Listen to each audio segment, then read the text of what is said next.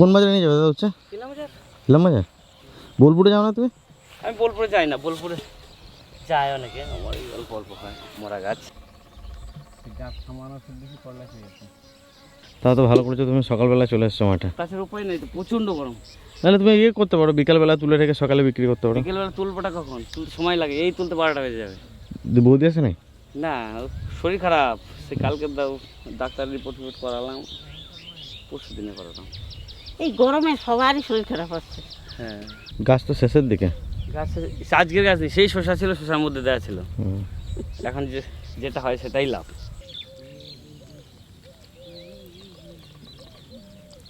দাদা ভাই, দিদি ভাই, গরমের জন্য মাঠে আসিনি, এত গরম পড়েছে, তা এই জন্যই আজকে সকাল সকাল একটু মাঠে চলে আসলাম।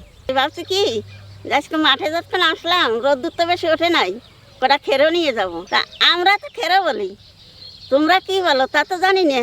তো চলো যাই, কটা খেরো ছিঁড়ে নিয়ে আসি।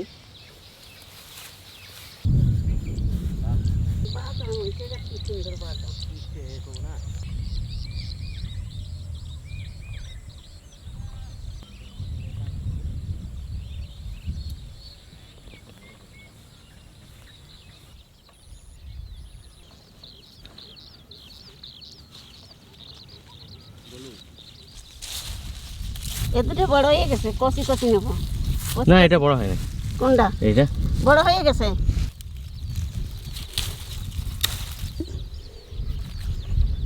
এই দেখো, এই যে এইগুলো তো বড় হয়ে গেছে। হ্যাঁ, এগুলো বুড়ো হয়ে গেছে। এই যে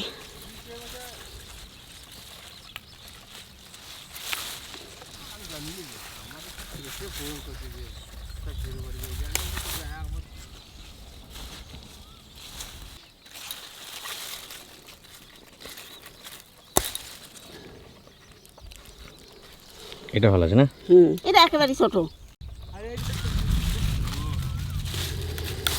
এই হচ্ছে দেশি খেরো, এইগুলো খাতে খুব ভালো লাগে।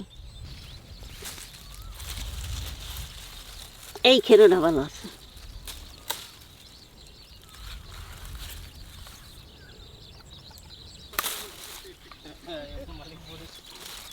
এখন এগুলো একটু বড় হয়ে গেছে। খেরো কচি ভালো লাগে, মিষ্টি লাগে। বাড়ি যেতে হবে, হাঁপিয়ে গেলি, পুরো পুরো হাঁপিয়ে গেলি রে খাপা।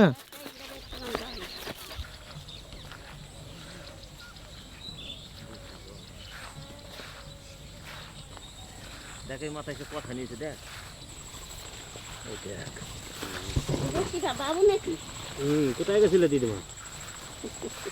আমরা খেরো ফিরছি।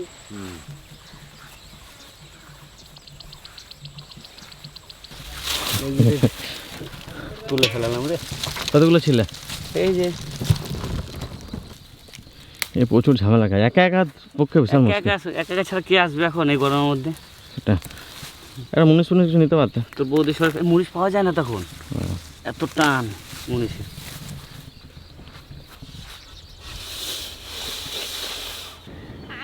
সবজি আনছি, এক হাতে নিয়ে আর কাজ নাই। বাসায় যা ছিল সবজি ছিল সব নিয়ে চলে আসে। না রে, আনি নেই, ঝিঙ্গে আনি নেই, ওই দেখো বলে আনি নেই। আমরা বলছি যে আমি আর নেবো না, শুক্রই দেবেন। কতগুলো কাঁদছে দেখো মা, তো অল্পটা হয় না। সেই তো বলছি, মাঠে যে কটা ছিল সব মনে নিয়ে আছে। কি কচি কচি গো, আমি বাঁচিয়ে বসে আনছি, আর তো পাওয়া যায় না। আর গাছ বুড়ো হয়ে গেছে। আছে মাঠে আর আছে? আরে সিরতি দালা আর কাজে ওদি দা, তোমার কি আছে? একদিন কি আমাকে একা পাঠাবে, তোমরা কেউ বলতেছ কার সিরতি দালা এত ছেড়ে নিয়ে আসবে, লাগবে লড়ি নিয়ে যেতে হবে। আর তো একারে পাঠালে এই হয়ে গেছে, হেঁটে চলে আসছে হাতে কাছে টুক করে একটা নিয়ে দাও। তুমি না এরপর দিন যাবা, এইটাই নিয়ে যাবা, এই গামলাটা নিয়ে তোর যাবা। মা বাড়ি গেছে কাছে। ও মা, আমাকে গাছে কত জালি জালি কুমড়ো রয়েছে, ঝিঙ্গে রয়েছে, আনলে না? বলে না রে, তোর মা আজকে নেবো না। কি রান্না করো মা? এই যে কি রান্না করো? এই ঝিঙ্গে কুচইয়ে বাঁচবো। ঝিঙে আলা ঝিঙ্গে কুচি খেরো রোদির মধ্যে যাইয়ে মাথা গেছে খারাপ হয়ে। একখানা খেরো এত বড়, মনে তরমুজ, তরমুজের চেয়ে বড়। কদিন বসে খাবাই সবজি 7-8 কেজি। ইস এটা কি কচি, কচিটা সব ভাজলে কটাই একটু কচি। এই ছোট ছোট গুলো আনছো। কষিটা এই খেরো হচ্ছে এমন একটা জিনিস, এর মধ্যে কোনো মশলাপাতি দিলে একদম ভাল লাগে না, হালকা মিষ্টি মিষ্টি লাগে। সিম্পল ভাজা হবে আজকে, দারুণ লাগবে গরম ভাত দিয়ে খেতে। কিচ্ছু দেবো না ঠাকুমা? না কিচ্ছু দেবো না, খালি একটু কালো দেবো। জিরে দিয়ে হ্যাঁ ভাজবা। কালো জিরে তেলের পর দিয়ে। লাল পেঁয়াজ শুক হয়ে গেছে মনে হয় না? না লাল লাল না। মিষ্টি ওই তো খাও। যে কষি শাল না ফেলে রান্না করা যায় না, একটু সাল ফেলা দিই। না, কচির জন্য বলতেছি আমি। অনেক কচি বলো। খাতে এইগুলোই কত আস্বাদ মা? বেশি। লাউয়ের খোসা ভাজা খাওয়া যায়, এর খোসা ভাজা খাওয়া হ্যাঁ যায়। এরম এরম খোসা ভাজা খাওয়া যেত। এটা বেটে খেতে হবে। এ লাইয়ের খোসা সে তো ভালো লাগবে। কি সুন্দর ছাড়াচ্ছে। আসি না আজকে মনে হয় আমরা দুইজনে ওকে চাপে মারিতে হবো। কবি কিনা রে ভাই, এমনিতে সৌরভ সৌরভ বিয়ে করে নিয়ে এসেছে সৌরভ এতদিন আমার করেছে, আজকে সে সৌরভ ওই যে আর এক জনে নিয়ে চলে আইছে। সৌরভ ধোকা দিয়েছে ঠাকুমাকে, বিয়ে করে নিয়ে চলে এসছে। ইস আমরা কত আশা করে বলেছিলাম সৌরভের বিয়েতে যাবো নদীয়াতে, তখন গিয়ে থাকবো। আমি যখনই নদীয়ার কথা বলে তখনই বলে এ না না যাবে তো, এই যে সোমবারের দিন। এমন টাইমে বিয়ে করে আনছে, আমার আর যা লাগবে না। দেখবেন এই দেখো একেবারে কষি।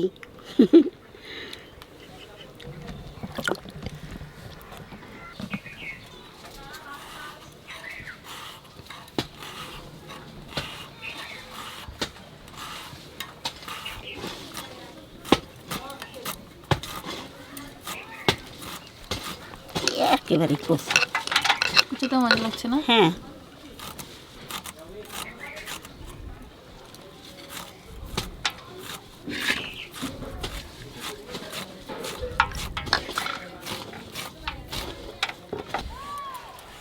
একটু ভিজ নাই, ছোট ছোট ভিজ।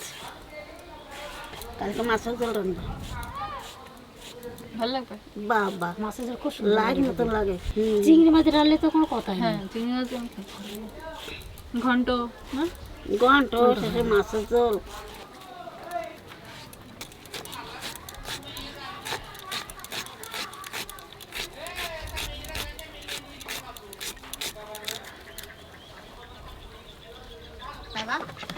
হাঁসের গলা খুব ছিল না, আসলে খুব দিয়ে ভালো ছিল।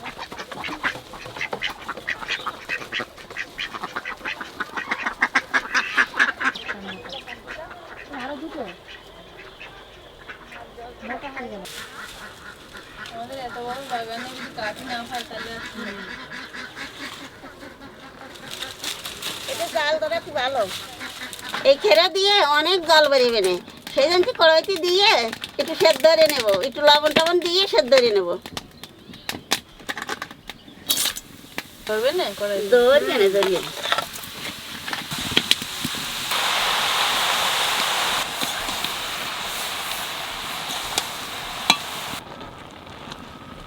জল দিয়ে জমনি। মনে আছে জল ঢেলেছি এর মধ্যে। দাদা ভাই দিদি ভাই দেখছো তো, একটু লবণ দিয়ে খালি কড়াইয়ের পর দিছি, তাই কত জল বেরিয়েছে। এই জল যদি না বের করে দিতাম তাহলে গলিয়ে হাবড়ায় যেত।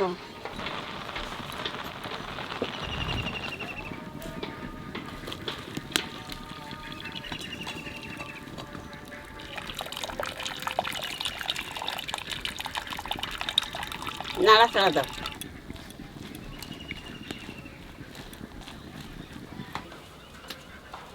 এইবার তেল দিয়ে ভেজে নেব। তেলের উপর দিয়ে দেবো কটা কালো জিরে,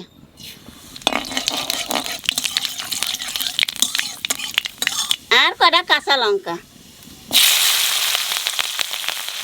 এইবার ছেড়ে দিয়ে দেবো।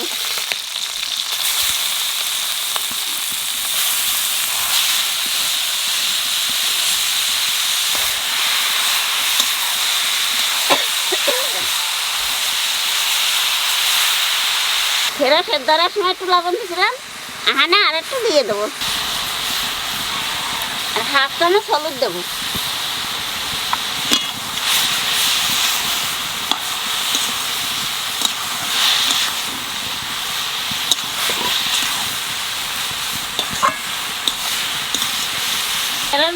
একটু চিনি দিয়ে দেবো।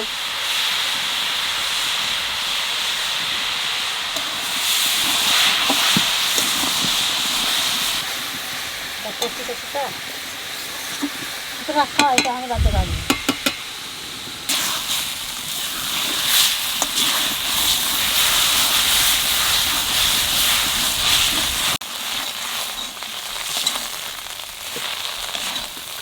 এক করাই কতটুকু হয়েছে এই তো করেছি, সে সময় তুই ধরতে চাই না। দেখ আটা দে আমার হয়ে গেছে রান্না। চাউমিন মনে হচ্ছে। দেখ যে চাউমিন নিয়েছি। বন্ধ হয়ে যাচ্ছে।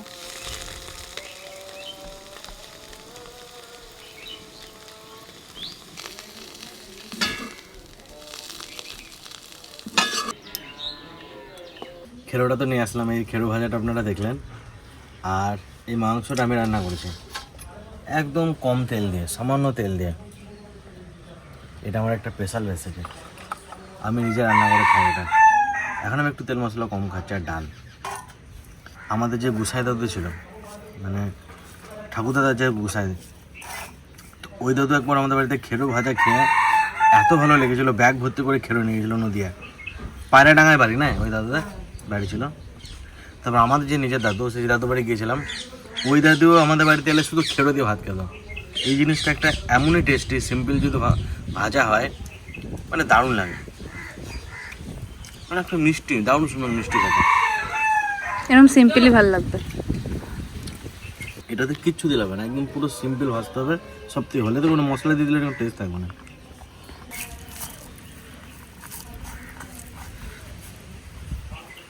তো আমি শুনেছি নদীতে নাকি এটা পাওয়া যায় না, আমি শিওর না, জানি না, কিন্তু ওই দাদুরা যেখানে থাকে সেখানে পাওয়া যায় না।